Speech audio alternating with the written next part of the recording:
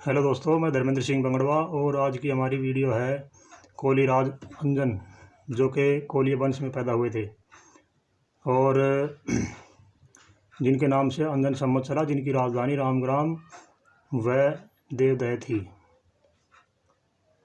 जय कोली समाज। कोली जाति के जनक राजा राम कोल ऋषि के बाद एक महान महाप्रतापी राजा हुआ है जिसका नाम कोलीराज अंजन था। इनकी राजधानी रामग्राम थी। आज से लगभग 2697 वर्ष पूर्व ईसा से 691 पूर्व कोलीराज अंजन ने अपने बाहुबल से आसपास के कई राजाओं को युद्ध में परास्त किया और अपने राज्य का विस्तार किया। इनके अधीन 84 रियासतें थीं जिन पर इनका एक छत्र राज्य था। ये साहसी, चतुर, बुद्धिमान के साथ साथ दानवीर तथा विनम्र स्वभाव के थे।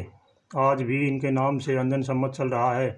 स्मरण रहे, संवत उन्हीं के नाम से चलता है जो महाप्रतापी राजा मील के पत्थर साबित होते हैं। जैसे राजा विक्रमादित्य कोली से विक्रम संवत, राजा शक से शक संवत, बादशाह हिजरी से हिजरी संवत तथा ईसा मसीह से ईसा ईसवी संवत आदि आदि।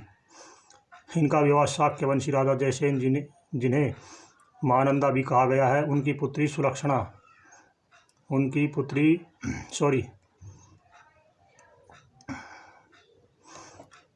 पुत्री यशोधरा प्रथम, जिसे सुलक्षणा भी कहा गया है, से हुआ था। सुलक्षणा चतुर, बुद्धिमान तथा अति सुंदर थी। उनके विवाह के लिए 3 शर्तें रखी गई थी, जिसे पूरा करने वाले के साथ वह अपना विवाह करेगी।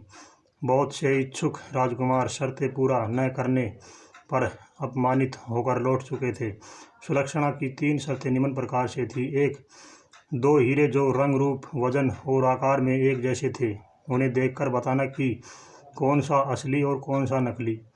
नंबर 2, एक तालाब के बीच में पड़ी हुई नाव को तालाब के बिना प्रवेश किए तथा नौका को बिना स्पर्श किए किनारे पर लाना।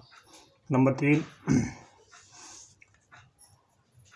कागज की 2 पुड़ियों में जिसमें एक पर ही हाँ लिखा है और दूसरी पर ना लिखा है। एक पुड़िया उठाई हुई पुड़िया में यदि हाँ लिखा है तो प्रथम 2 शर्तें पूर्ण करने के बाद राजकुमारी की शादी उससे हो जाएगी, और यदि ना लिखा है तो उसे अपमानित होकर राज्य की सीमा से बाहर जाना पड़ेगा। किंतु राजकुमार अंजन ने अपनी सुलक्षणा बुद्धि से बल पर प्रथम दोनों हीरे पानी में डालकर, एक पानी में गल गया जो मिश्री से बना हुआ था तथा शेष असली हीरा पानी से निकलकर राजकुमारी को देकर द्वितीय तालाब के एक किनारे पर बैठकर पानी को थपथपाने से जल में तरंगे उत्पन्न हुई और तरंगे नौका को ढकेलकर दूसरे किनारे पर ले गए। इस प्रकार दूसरी शर्त पूरी हुई। तीसरी, एक पुड़िया उठाकर अपनी जेब में रख ली व दूसरी पुड़िया राजकुमारी से उठवाकर जनसमूह को दिखलाई जिसमें ना लिखा था। इसका अर्थ था कि हाँ वाली पुड़िया राजकुमार अंजन के पास है। इस प्रकार तीनों शर्तें जीतकर राजकुमारी सुलक्षणा से शादी की। वास्तव में दोनों पुड़ियाओं में ना लिखा था, जो कुमार अंजन बुद्धि बल पर भाप गए थे। कोलीराज अंजन चतुरता एवं बुद्धि के बल पर सत्यता के न्याय भी करते थे। एक बार 2 महिलाएं एक नवजात शिशु को राजा अंजन के दरबार में लेकर आई और दोनों ही रो रो कर दुहाई देने लगी कि नवजात शिशु मेरा है, मुझे दिलवा दिया जाए। राजा ने बड़ी गंभीरता से सुनने के बाद दोनों को समझाकर सच बोलने को कहा, किंतु दोनों महिलाएं टस से मस नहीं हुई।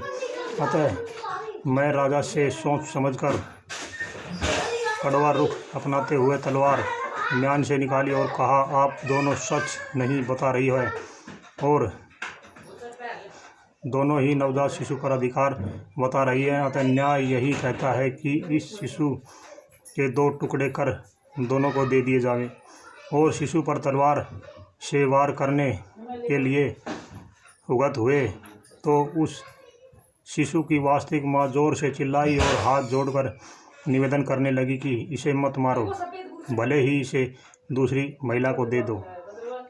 अगर ये जीवित भी रहेगा तो इसे देखकर ही तसल्ली कर लूँगी। आदि आदि फूट फूट कर रोने लगी। राजन समझ गए कि शिशु की वास्तव माँ यही है और उसे उसका शिशु दे दिया जाए। दूसरी महिला को दंड स्वरूप उसकी आधी संपत्ति परवरिश हेतु शिशु के नाम कर दी।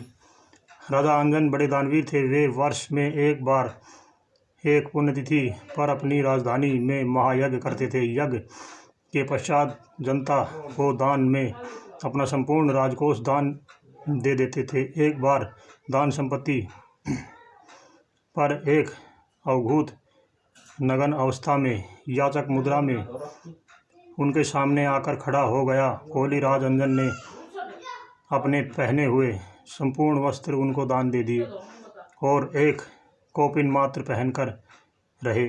ऐसा कहते हैं कि उस रात उसके राज में स्वर्ण मुद्राओं की बारिश हुई और उनका राजकोष कभी खाली नहीं हुआ। तो भाइयों, ये इतिहास था कोहली राज अंजन का, जो कि कोहली वंश में पैदा हुए थे, कोहली जाति में पैदा हुए थे। और